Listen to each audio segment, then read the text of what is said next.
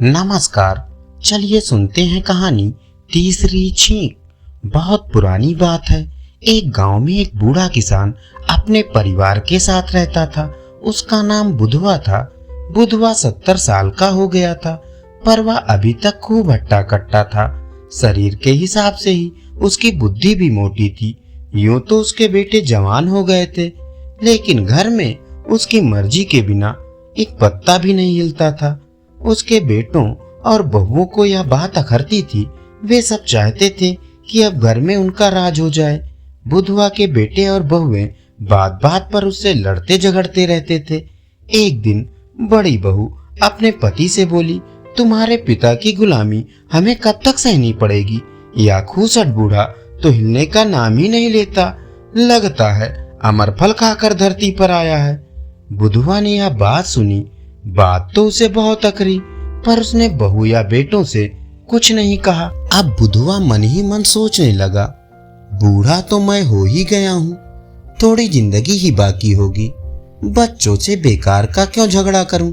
कितना अच्छा होता काश आदमी को पता चल जाया करता कि उसे अभी कितने दिन और जीना है। पंडित जी तो बड़े ज्ञानी हैं, क्यों ना उनसे पूछूं कि मेरी कितनी उम्र बाकी है। यह सोचता हुआ वह तुरंत पंडित जी के पास जा पहुंचा। उसने पंडित जी को प्रणाम करके उन्हें अपने आने का कारण बताया। पंडित जी देर तक उसे ध्यान से देखते रहे, फिर बोले, बुधवा तुम्हें क्या परेशानी है? जो थोड़ी उम्र बाकी है उसे यूं ही अनजान रहकर मजे में गुजार दो। बाकी उम्र का पता चलने पर तुम जीते जी ही डर के मारे गुलगुल कर मर जाओगे। लेकिन बुधवा अपनी जिद पर अड़ा रहा, तो पंडित जी ने पत्रा संभाला। देर तक हिसाब किताब लगाकर फिर बोले, 3 बार छींकने के बाद तुम मर जाओगे, समझे? 3 बार छींकने के बाद? बुधवा ने घबरा कर पूछा। हाँ, 3 बार छींकने के बाद। पंडित जी ऐसे विश्वास के साथ बोले जैसे आगे सारी दुनिया उनके इशारों पर ही चलने वाली हो। जो हर महीने एक बार छींक आए तो? बुधवा ने पूछा। 3 महीने जीवित रहोगे। अगर 1 साल में एक बार ही छींक आए तो? फिर 3 साल तक तुम्हें कोई डर नहीं। और 5 साल में एक बार ही छींक आए तो? तब 15 साल तक कोई तुम्हारा बाल भी बांका नहीं कर सकता। और 50 साल में एक बार छींक आई तो 150 साल तक भी जीवित रह सकते हो। बुधवा को कुछ संतोष हुआ। वह सोचने लगा, छींकना तो मुझे है, फिर मैं छींकूंगा ही क्यों? और छींकूंगा नहीं तो 150 साल जीने से मुझे कोई नहीं रोक सकता। यह सोचता सोचता वह अपने घर लौटा। उसने देखा बैल भूखे खड़े हैं। वह टोकरा लेकर भूसे के कोठे में जा घुसा। वहां भूसे का टोकरा भरा तो धूल गर्द उसके नथुनों में भर गई। बाहर निकलते निकलते उसे नाक में खुजली सी महसूस हुई। वह टोकरा नीचे रखकर नाक में उंगली डालकर खुजलाने लगा, लेकिन इससे खुजली मिटने के बजाय और बढ़ गई। वह घबराया कि कहीं छींक ना आ जाए। उसने अपने आप को खूब संभाला, पर छींक रोके ना रुकी। आग छींक अचानक गोली सी छूटी। ये पहली छींक थी। बुधवा पछताने लगा। हाय राम, 50 साल की पहली छींक, पहले ही दिन आदम की। अब जिंदा रहना है तो छींक का पूरा ध्यान रखना पड़ेगा। अब जिंदगी में बाकी रह गई हैं सिर्फ 2 छींकें। ये सब भूसे की मेहरबानी है। अब मैं भूसे को भूलकर भी हाथ नहीं लगाऊंगा। बुधवा ने बेटों को समझा बुझाकर पशुओं को चारा डालने के काम से अपने को मुक्त कर लिया। उसने निश्चय कर लिया कि वह किसी भी कीमत पर छींक न आने देगा। दूसरे दिन वह कुएं पर नहा रहा था। कुएं का ठंडा ठंडा पानी और ऊपर से ठंडी ठंडी हवा के झोंके। उसने नहाने का काम जल्दी जल्दी निपटाया और झटपट कपड़े पहनकर अपने घर की ओर लपका। ठंडी हवा जो लगी, रास्ते में ही उसकी नाक में झुरझुरी सी होने लगी। वह घबराया कि कहीं फिर गड़बड़ ना हो जाए। उसने तुरंत मुंह बंद किया और अपनी नाक दोनों हाथ से कसकर बंद कर ली। अपनी समझ में उसने छींक रोकने का पक्का इंतजाम कर लिया, पर सांस रोकने से उसका दम घुटने लगा। छींक और सांस के प्रबल वेग ने पलक झपकते ही सारे अवरोध उसी प्रकार तोड़ डाले, जैसे बाढ़ का रुका हुआ पानी कमजोर बांध को तोड़ फोड़ कर धमाके के साथ फूट निकलता है। फिर से गोली सी चली, आग छी। यह दूसरी छींक थी। जिंदगी और मौत के बीच सिर्फ एक छींक का फासला रह गया था।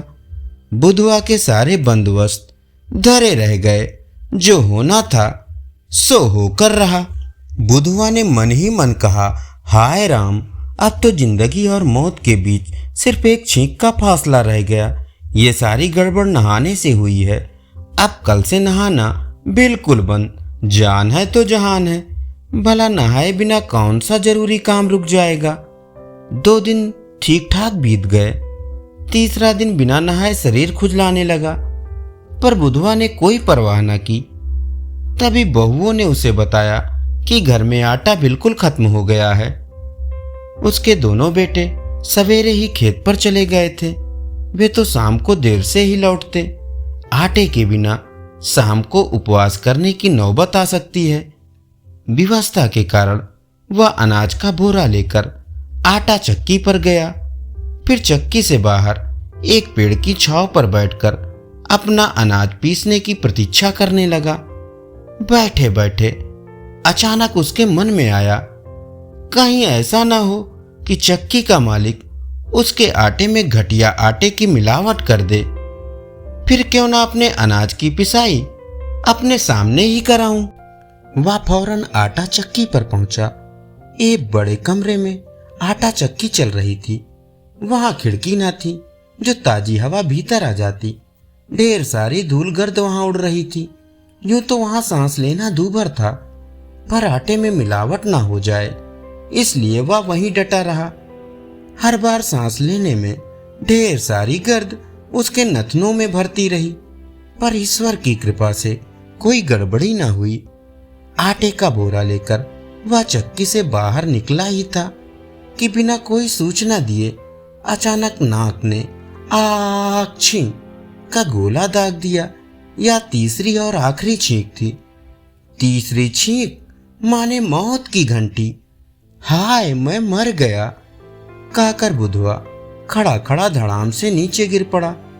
उसके कंधे पर लदा आटे का बोरा भी उसके साथ ही नीचे आ गिरा। सामने से भागते हुए 2 कुत्ते आए और दोनों ने उसे घूम फिर कर सूंघा और बारी बारी से एक टांग उठाकर कुछ शैतानी करना चाहते थे कि बुधवा गुस्से से दांत चबाते हुए चीखा, शैतान के बच्चों, मैं मर गया हूं तो तुम्हारी इतनी हिम्मत।